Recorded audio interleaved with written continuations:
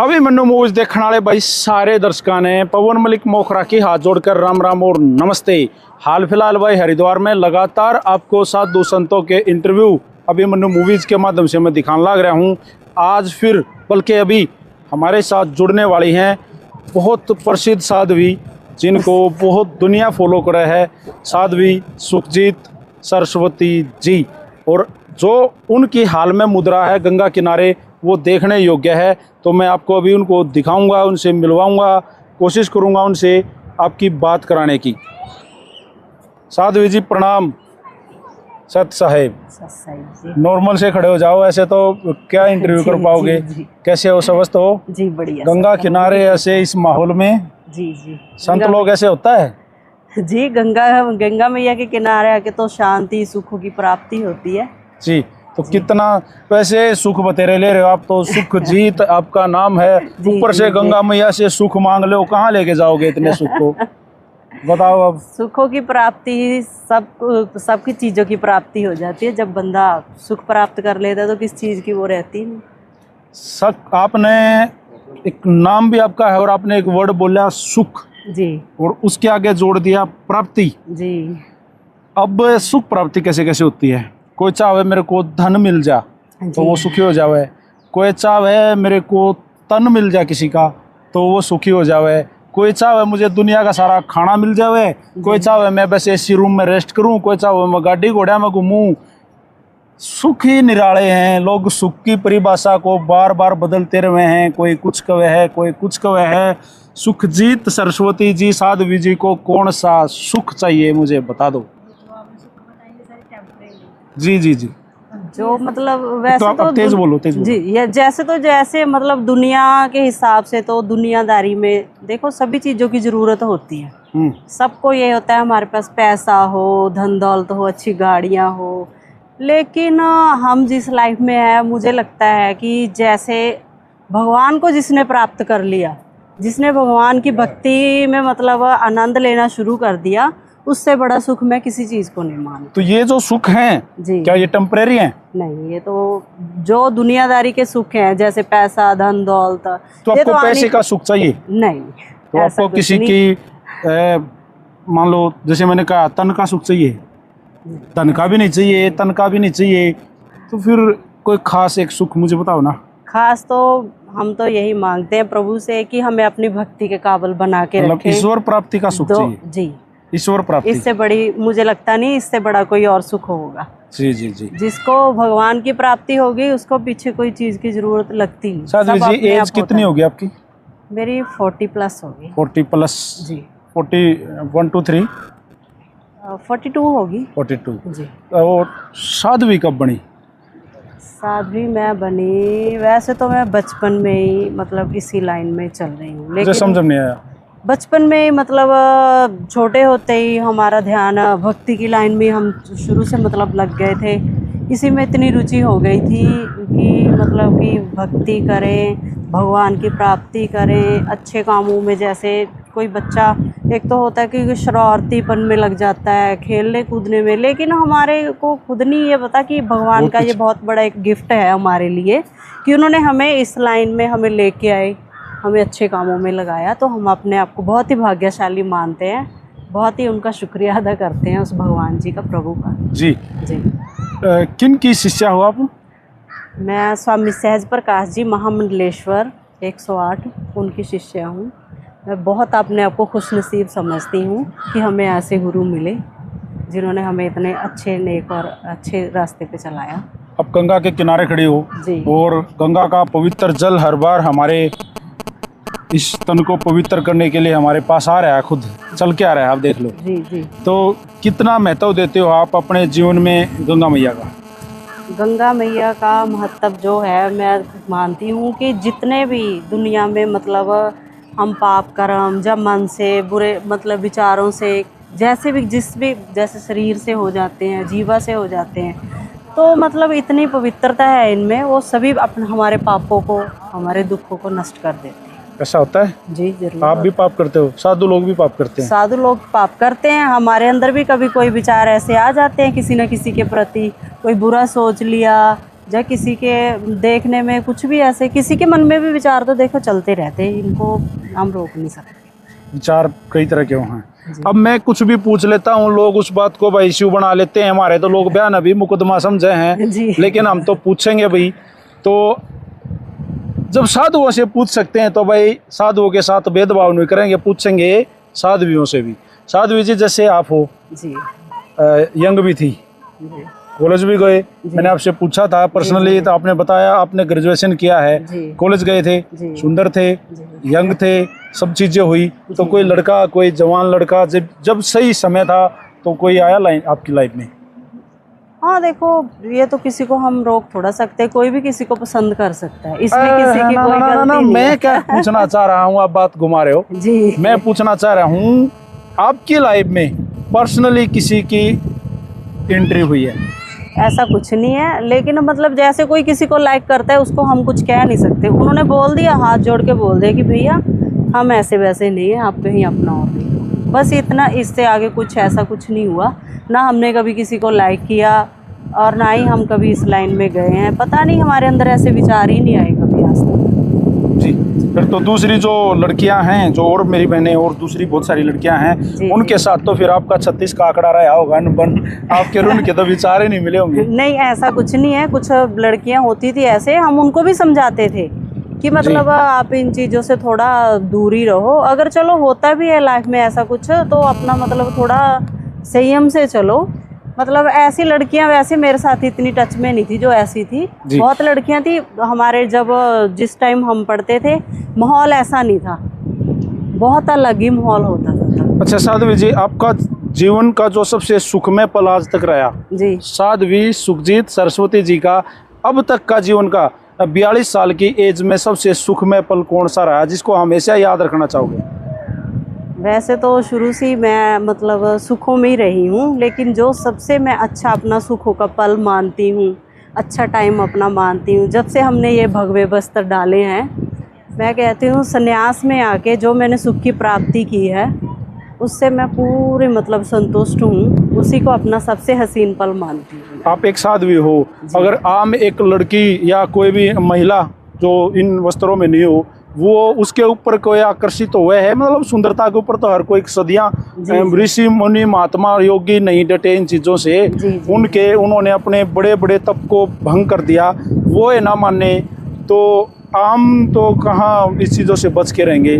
तो क्या अब इन वस्त्रों के ऊपर भी, इन वस्त्रों के धारण करने के बाद भी लोगों की इस तरह की नीयत आपने परखी है? वैसे तो आज तक मुझे ऐसा कोई मिला नहीं, पर किसी न किसी के मन में जैसे कोई विचार आ गए, किसी ने कोई मैसेज डाल दिया, तो हम तो उनसे हाथ जोड़ के यही प्रार्थना करते हैं कि देखो हमने ये वस्त्र धारण कर लिया, आप कुछ तो शर्म मतलब करो, सोच समझ कुछ के तो शर्म करो, ऐसा किसको क्या मतलब हमने बोलना है, क्या कहना है, वो थोड़ा मतलब फिर सोचते नहीं। लोगों को ये मैसेज मैं ज़रूर देती हूँ कि थोड़ा वस्त्र देख के आप उस तरीके की बात करें, है ना। तो मैं अब भी यही संदेश देती हूँ कि थोड़ा किसी भी वस्त्र में हो लेडीज़ की, थोड़ा सम्मान तो देखो करना चाहिए उनको।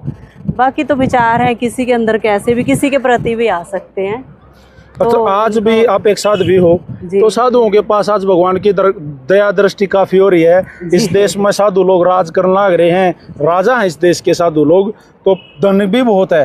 जी जी जी। सुखजीत को धन की प्राप्ति भी बहुत ज्यादा हुई है साध्वी जी को। तो क्या अपने परिवार को, जो पहले आपका परिवार था, उसको आज भी धन ट्रांजैक्शन करते रहते हो, पैसा जाता रहता है जरूरत हो तब? नहीं, ऐसा कुछ नहीं है। उनको तो हमने कभी, उनसे तो हमने लिए ही है, जब से हम बचपन से बड़े हुए हैं हमेशा उनको हमारी, अब भी जैसे हम इस लाइन में आ गए तो तब भी उनको लगता है कि आपको किसी चीज़ की ज़रूरत है तो हमें बताइए। ऐसा कुछ नहीं है, मतलब अभी तक तो वो हमारी हेल्प ही करते हैं, हमने आज तक उनकी कभी नहीं की। जी। तो कभी है मन कि अपने परिवार को, अपने माँ बाप को, उनकी भी कभी हेल्प करूं, या कभी उनको नीड होगी, ज़रूरत होगी तो दे दोगे? वैसे तो वो खुद में इतने सक्षम है, देखो अपने आप में, मतलब उनको किसी चीज़ की ज़रूरत नहीं। अदरवाइज़ अगर हमारी देखो जो माँ होती है वो भगवान का रूप होती है, तो अगर कभी हमारी माँ को जैसे कोई सेवा की किसी चीज़ की ज़रूरत पड़ी, तो जैसे हमारा फ़र्ज़ बनता है तो उनकी हेल्प हम ज़रूर करेंगे। आप किस इष्ट को, किस भगवान को सबसे ज़्यादा पूजती हो, मानती हो, जिसकी सबसे ज़्यादा प्रार्थना करती हो? मैं बालाजी भगवान जी, मेरे हनुमान जी हैं जो, उन्हीं को मानती हूँ। गदाधारी सोटे वाला जी, गदाधारी। जी। तो आप भगवान बालाजी भगवान की आराध्य हैं, उनकी पूजा करते हो जी। उनके बारे में सोचते हो। बालाजी गए हो कभी? जी, गई हूँ मैं। कितनी बार आप बालाजी गए होगे? ज़्यादा तो नहीं गई मैं, 3-4 बार गई हूँ, लेकिन हमारे यहीं मंदिर हैं तो मैं हर मंगलवार उनके दर्शन करने ज़रूर जाती हूँ। आज फास्ट किया आपने? हाँ, मेरा फास्ट रहता है मंगलवार की मंगलवार। चलो, मेरा भी फास्ट है आज। जी। तो आप मुझे एक बात बताइए, आप बालाजी भगवान के दर्शन करने के लिए वहाँ गए, जी तो वहाँ आपने देखा होगा कि बड़े सारे लोग कोई गर्दन घुमाने लग रहा है, जी जी मतलब लोगों में भूत आ रहे हैं। जी किसी में माता आ गई, किसी में बाबू आ गया, किसी में जी 4-5 भूत आ गए। बड़े ऐसी बड़ी चीज़ें वहाँ देखने को मिलती हैं। तो आपको लगता है कि ऐसी कोई पावर्स हैं जो किसी एक बॉडी से दूसरी बॉडी में घुस के उसको परेशान करना, ये चीज़ें? इन चीज़ों को मैं तो यही मानती हूँ कि जैसे कई बार किसी को इतना स्ट्रेस हो जाता है, जो आज मतलब जिस संसार में हम रह रहे हैं, हर एक बंदे को इतना ज़्यादा स्ट्रेस है। कई बार किसी को कोई बीमारी हो जाती है तो वो डॉक्टर के पास तो जाते नहीं, इन चीज़ों में पड़ जाते हैं। मतलब आप कहते हो वो मानसिक बीमार हैं, भूत प्रेत कुछ नहीं? नहीं, अभी आपको कोई नहीं मिला? हमें तो कभी मिला नहीं, ना ही मैंने ऐसा कभी मतलब अपने जीवन में आज तक कोई देखा है, भूत ना बात, फील किया कोई है। जिन, कोई भूतनी, डायन, नहीं, चुड़ैल, ऐसा डाकण कुछ नहीं देखा हमने। कभी कुछ नहीं मिली? नहीं मानते नहीं हो? नहीं मानते इसलिए नहीं ना, मेरे साथ खुद के साथ जो चीजें देखो हमारे साथ होंगी, हम उन्हीं को देखेंगे ना। डरते भी नहीं? नहीं, हम ऐसा रात को कभी बाहर निकलने में अंधेरा ऐसा भाई? कुछ नहीं ऐसा कदे है, भूत हो, कभी भी फलाना हो? नहीं, कभी ऐसा कुछ नहीं होता? नहीं। और कोई भूत का संकट कटवाने, क्योंकि साधुओं के पास तो लोग आते हैं, जी, जी, जी। आपके पास भी आते होंगे, कर दो कई साधु भी लोग बेड़ा पूछते- पार, जी, मेरे जी, तो जी। भूत बढ़ गया, घर में किराया हो गया, उससे क्या करोगे? जी, तो बस उनको तो मैं तो यही कहती हूँ कि बालाजी की पाठ पूजा करो सच्चे मन से, तो अपने आप सब ठीक हो जाएगा। देखो ऐसा हमारे पास कोई मंत्र नहीं है जिससे कि ये चीजें हो जाएं। कुछ नहीं है? तो परमात्मा है, जो भगवान है, उन्होंने भविष्य देखना तो आता होगा आपको? ऐसा भी कुछ नहीं है। भविष्य तो जो परमात्मा ने हमारा लिख के भेजा है वैसे ही रहना है। कोई संकट काटने भी नहीं आते?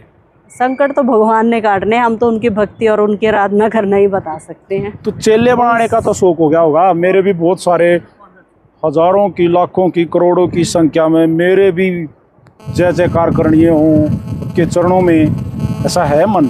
ऐसा कुछ नहीं है, हमें तो ऐसा होता है कि जो भी हमारे से जुड़े वो अच्छे हों, बस हम भी उनको कुछ अच्छी बातें सिखाएं और हम भी उनसे कुछ अच्छा सीख सकें। जैसे साधु लोग जो ना आजकल राजनीति में बड़े आगे, मैंने पहले ही बोला था आप लोगों का राज है जी। तो कल को अगर ऐसा कोई एकदम से अवसर मिले कि आपको टिकट मिले किसी न किसी पार्टी से, एक उच्च ओहदे की टिकट मिल जाए, तो तैयार बैठे होते होगे? ऐसे तो देखो, जो साधु संत की लाइफ है वो तो दूसरों की सेवा के लिए है। अगर कुछ ऐसा मौका मिलता है तो हम अपने आप को भाग्यशाली समझेंगे कि चलो किसी की सेवा में हम आए, किसी के लिए हम अच्छा कर सके, समाज के लिए अच्छा कर सके। जी, आज अभिमन्यु मूवीज पे आपका इंटरव्यू हुआ है जी। और गंगा किनारे, मतलब मेरा भी सौभाग्य है कि जिस जगह हम खड़े हैं जी, वो दुनिया की सबसे पवित्र जगह है। क्या लगता है आपको, इससे कोई पवित्र जगह होगी? इससे पवित्र जगह मुझे कोई लगती नहीं। जितनी भी हमारी मतलब गंगा मैया जहाँ भी बहती है, बाकी सभी वहाँ पवित्रता ही मानी जाती है। और गंगा मैया भी इतनी ज़्यादा पवित्र है, दूर दूर से लोग देखो यहाँ आते हैं स्नान करने, तो इसका बहुत महत्व है। अच्छा, मैं एक बात पूछूंगा जी। राम तेरी गंगा मैली हो गई, पापियों के पाप धोते धोते, आप कितना मानते हो? मैं 100% मानती हूँ इस चीज़ को। मतलब बाकी तो देखो श्रद्धा होती है कि अगर कुछ गंगा मैया में है तभी लोग इतनी दूर दूर से स्नान करने आते हैं अपने मन की शांति के लिए।